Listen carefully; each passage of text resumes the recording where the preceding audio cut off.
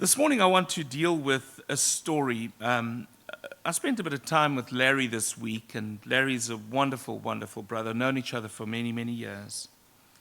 And one of the things that, as we spoke about God's kindness when we were alone. But there's something else which I think sometimes that we could easily miss. There's so much in the Bible that speaks to the hearts of humankind.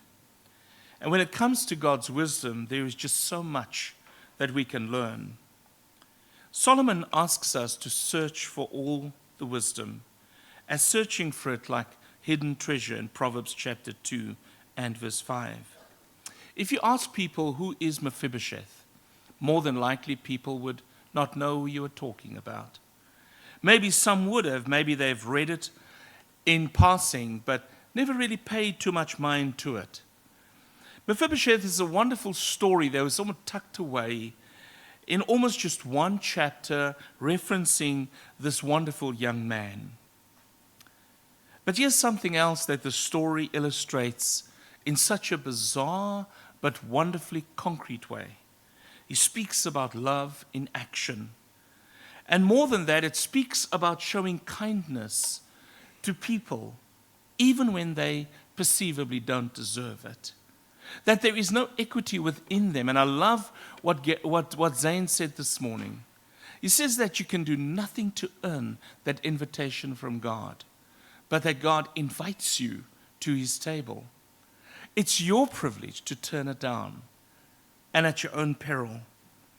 But we find that when we are asked to be kind to people, for example, having a meal at a restaurant, the way that we address the person who is serving us, or the car guard that makes sure that no one takes anything out of the vehicles. How do we treat people daily? Sometimes we'd like to say, well, I treat everybody with kindness except in this and that situation. But to be kind goes such a long way. It shows value in humankind, and it helps us to live a life that is very different. Every one of us woke up with the shock and horror of hearing how Israel was bombed by 600 or 6,000 Katyushka bombs in one day. The frightening cost of human life. And then we watch the responses from the other party, and we watch how these things escalate. We watch how alliances are being formed, and sadly, we see that ultimately the innocent always are hurt in the process. You see, way back, the name Mephibosheth actually arrives in chapter 4. And it's an interesting story because he was the son of Jonathan, who was the son of King Saul, who was the first king of Israel. King Saul and 3 of his sons were killed in battle with the Philistines, and only leaving the throne to be occupied by David. But what we do know through history is that whenever a new king comes into power, what they normally do is they then immediately persecute and they exterminate every remnant of their family. In 2 Samuel chapter 4, we understood that there was panic as they tried to escape. 2 Samuel chapter 4, verse 4, Saul's son Jonathan had a son named Mephibosheth, who was crippled as a child. And he was 5 years old when the report came from Jezreel that Saul and Jonathan had been killed in battle. When the child's nurse heard the news, she picked him up and fled. But as she hurried away, she dropped him, and he became crippled.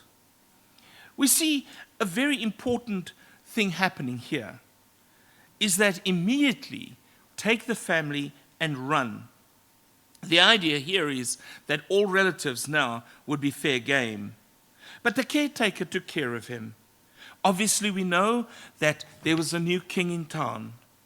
And at that time, there were no orthopedic surgeons to be able to reset the leg or even be able to get it back into its joint or whatever the treatment could have been at that time. But what we do know is that for 20 years, he lived in a distant land. He was weak and unable to care for himself.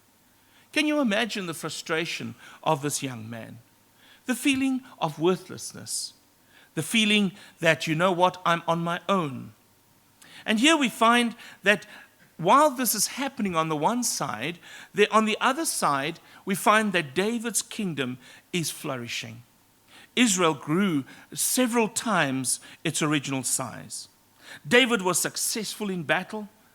He eventually made sure that there was peace for Israel, and people were grateful. We watch how David the shepherd became the king, wondered about something, and something in the back of his mind triggered the thought that he then articulates in 2 Samuel chapter 9, verse 1. He says, "Is anyone in Saul's family still alive? Anyone to whom I can show kindness for Jonathan's sake?" And this is very, very interesting. You know, brethren, is that a couple of chapters ago, David was asking, is there anything that I can do for God? He wanted to build a temple to God. David now was looking around, but is there anyone else that I might have missed? And this is one of the greatest attributes of David. A man that profoundly would have worked differently in the world. No wonder he was a man after God's own heart. But what he thought was, hang on a minute, is anyone in Saul's household still alive? Is there anyone that I can help? Anyone that I can show kindness to? Saul had several sons. 3 of his sons died in battle. The 4th son, Ishbosheth, took the throne for a while in Israel. It resulted in war, and he was killed. Sadly, then David stepped into that vacuum that was placed there. And as we know that it was originally intended by God that David would be king, you see, we might ask the question, but why would David ask that question? And it's answered. He says in the first verse of 2 Samuel chapter 9, he says, it's for Jonathan's sake. He had a special friendship with Jonathan. They had a wonderful relationship that stretched over many, many years. Jonathan was next in line to be king. And what we discover is that despite all the difficulties his father had brought in the life of David, he had a wonderful friendship with his son.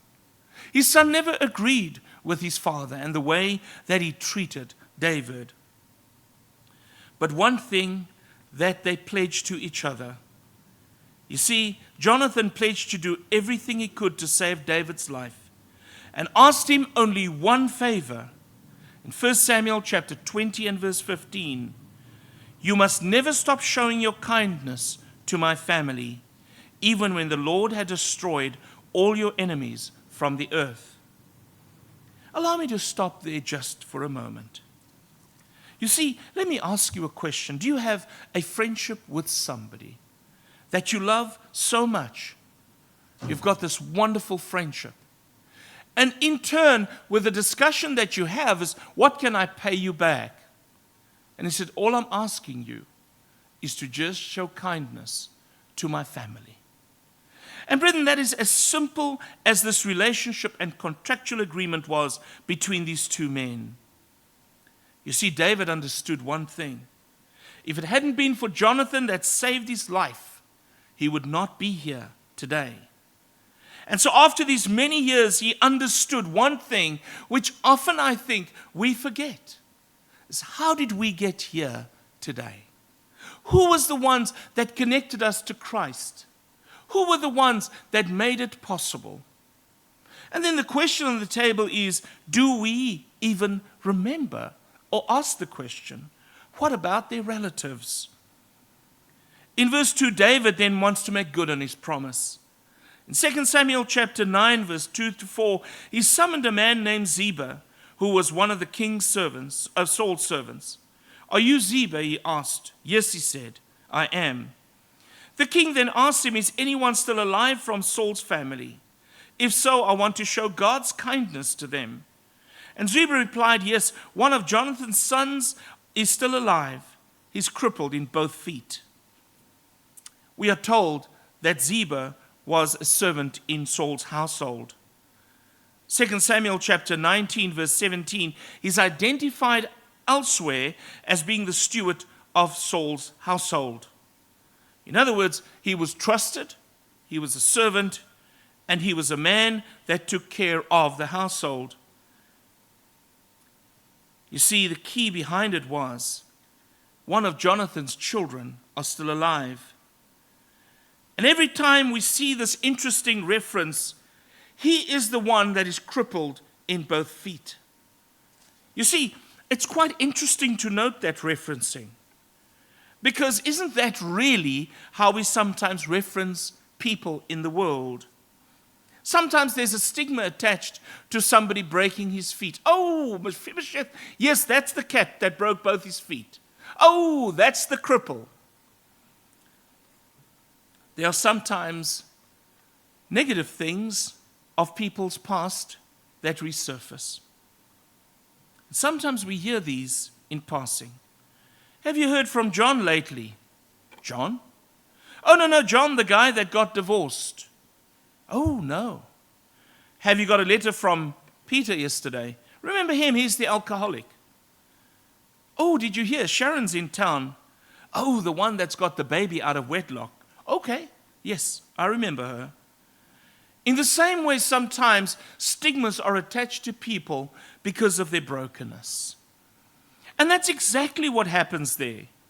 You see, it might be that in Ziba's mind, he's kind of asking the question, isn't there anybody else that maybe we could look at, somebody that's more healthy? And so often we find that these broken people slip through the cracks. These broken people slip through the cracks because they are just broken. Let me further entrench that thought. In 2 Samuel chapter 9 and verse 4, David asks him, where is he? And Ziba says, he's in Lodebar, in the home of Machir, son of Amiel. The Hebrew word for Lodebar means no pasture. It's a barren piece of land on the other side of the Jordan River. He was literally seconded to Nowheresville. He was a nothing in a town. He was only the guy with the 2 broken ankles. And that's all he was. Insignificant in an insignificant part of the country. Verse 5 through 6, David sent for him and brought him from Machir's home. His name was Mephibosheth. He was Jonathan's son and Saul's grandson. When he came to David, he bowed low to the ground in deep respect. And David said, greetings, Mephibosheth. Mephibosheth replied, I am your servant. You see, David turns round and he takes this man from nowhere land and he brings him to the royal palace in Jerusalem. What an incredible shock that must have been. This young man, as a consequence of bad blood between Saul and David, lost everything. A young man that had no respect, no substance, and no status in society. Yet we find that Mephibosheth, when he comes into the presence of the king, knowing who he's dealing with, said, I am your servant. He bows low to the ground out of respect. He was afraid. He did not know why he was there. And what we find is, like we said before, that the protocol was typically to hunt down the family members and mow them down. Get rid of them, because the throne was a perpetual family succession. But here, Mephibosheth realizes that David is different. His first words to him is, don't be afraid. Incidentally, we find that the words fear not reoccurs every single time when deity comes into the presence of mankind. Every time Jesus had this repeated command of fear not, don't be afraid. Don't be afraid, David said to him, for I will surely show you kindness for the sake of your father Jonathan. I'll restore to you all the land that belongs to your grandfather Saul, and you will always eat at my table. I want you to remember the following. that this man was disinherited. Because he was a nowhere, he was just seconded to the sideshows. Households taken away, inheritance was taken away. But David says, I'm going to show you kindness in two ways. I will restore to you all the farmland that belongs to your grandfather. In other words, he says, I will give you a place to live. I will give you a place to grow crops. I will give you something that you can pass on to your children. You see, brethren, here's the key. Giving him those things restored his dignity. And secondly, he says, I want you to know the following, that at my table you will always have a place to eat. So often we find, brethren, that we don't have people at our table that we don't consider as important. You see, David was saying to him, Mr. Nobody, that the world thinks that you are, to me, you will have a place at my table. Not just today, not just tomorrow, not just the next day, but you will always eat at my table. There are several things that I want us to see that happened in the heart of David. You see, sometimes we just become too uppity. We become too important. And so we start to look at the important people at our table. But David never forgot his own humble beginnings. David never misunderstood that the grace of God was upon him and that everything that he had was due to God's grace and his goodness. You see, David prayed this prayer. In 2 Samuel chapter 7, he says, Who am I, O sovereign Lord, and what is my family, that you have brought me this far? How great you are, O sovereign Lord. There is no one like you. There is no God but you. You see, brethren, David understood that God had been kind to him. And he understood that Jonathan had been kind to him. You see, no wonder in 1 Corinthians, Paul would say to the church, did you forget where you came from? It's because somehow we feel that we've arrived here on our own strength and that we're entitled to be who we are. And we forget to understand that it was God. And therefore he says, if anyone would boast, let him boast in the Lord. Because everything comes from God. 2 Samuel 9, verse 9 through 13. Then the king summoned Saul's servant Ziba, and he says, I've given your master's grandson everything that belonged to Saul and his family. You and your sons and servants are to farm the land for him, to produce food for your master's household. But Mephibosheth, your master's grandson, will eat at my table. Ziba had 15 sons and 20 servants. Ziba replied, Yes, my lord the king, I am your servant, and I will do all that you've commanded. And from that time on, Mephibosheth ate regularly at David's table, like one of the king's own sons. Mephibosheth had a young son named Micah, and from then on all the members of Ziba's household were Mephibosheth's servants, and Mephibosheth, who was crippled in both feet, lived in Jerusalem and ate regularly at the king's table. This story is an amazing story on a human level.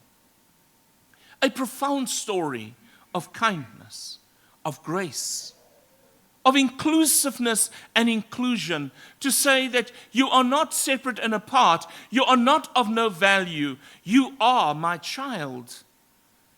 I will take care of you. I made a commitment to your dad, and I will not dishonor that. You see, brethren, when we look at that, and I love the passage that Zane referenced this morning, and also in the book of Romans where he speaks about very rarely will someone do kindness or give his life or sacrifice for someone else. But Christ gave his life when you and I were worthless and powerless. You see, Mephibosheth had a fall. He was unable to walk after that fall. And I want you to recall the day when you and I had fallen. That we've fallen into sin the same way it happened in Genesis chapter 3, where we were crippled by sin. And then Paul describes this. He says, while we were still weak, when we were unable to help ourselves.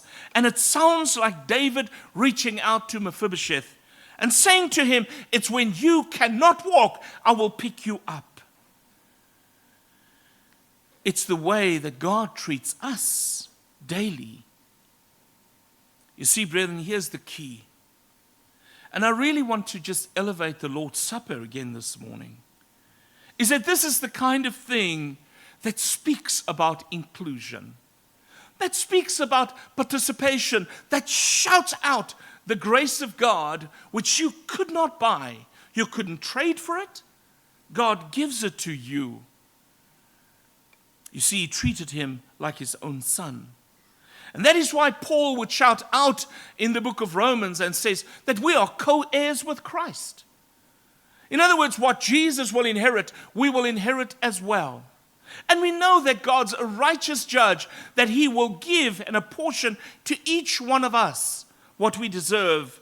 He will never try to take away and hide like they did in the case of Mephibosheth, where they took away and they just seconded him to Nowheresville, and there he was a nowhere lad.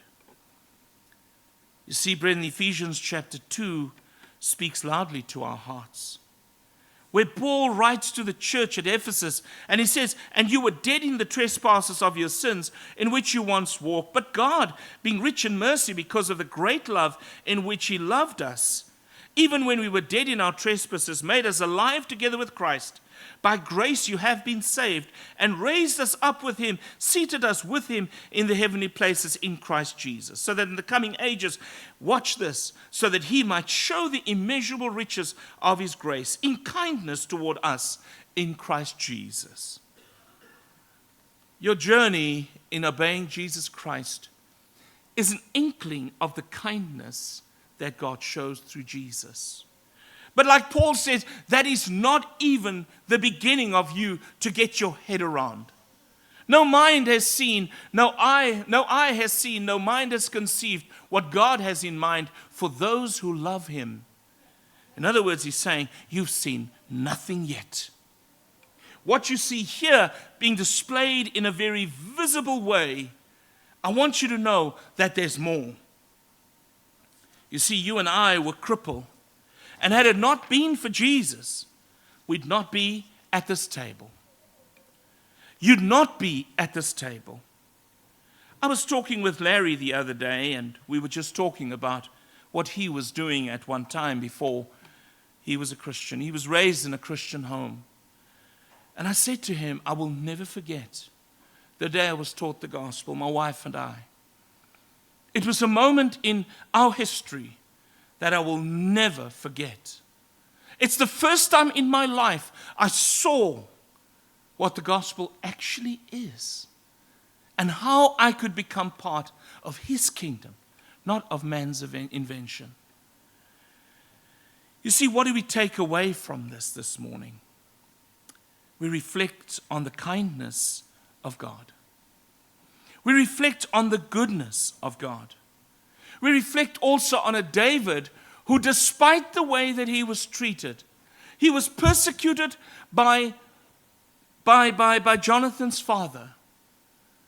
The man did nothing to warrant that, but he never allowed his heart to become bitter, and his heart was always open to his children. You see, brethren, sometimes we forget that life affords us opportunities to be kind. Why? Because God was kind to us. We live in a world that is so unkind, brethren, and that our schedules pushes us from one appointment to the next, one engagement to the next, and we don't stop to ask the question, who can I show kindness to today? Who can I go to and share the goodness of God with today, that I can show them how good God has been to me. And there might be no reason that you can think of that they in any way deserve it, but neither did you. You were dead in your trespasses and sin, and God gave you and He cared for you. And He places you at His table weekly. He says, you will always eat at my table. What a privileged thing to do and to be at. Why would I want to miss that? You see, brethren, the story of David speaks to all of our hearts. And that is why we arrive here as broken people, under construction. But most important, it is incumbent upon every one of us to show the grace and the love and the care for every person that we meet.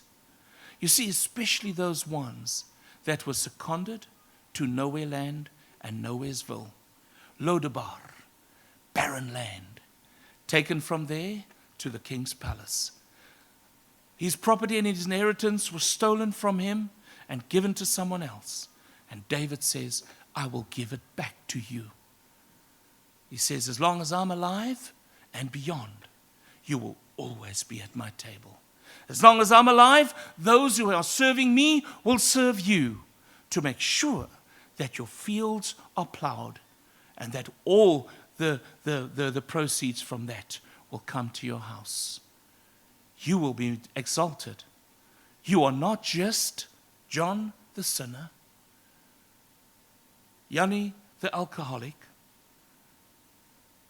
You are now the person that God says, you are my son. Come sit at my table. I don't know where you are with God, but this text just spoke so loudly to my heart last night. And I pray that it would have to yours too. Let's stand and sing our song of encouragement in closing this.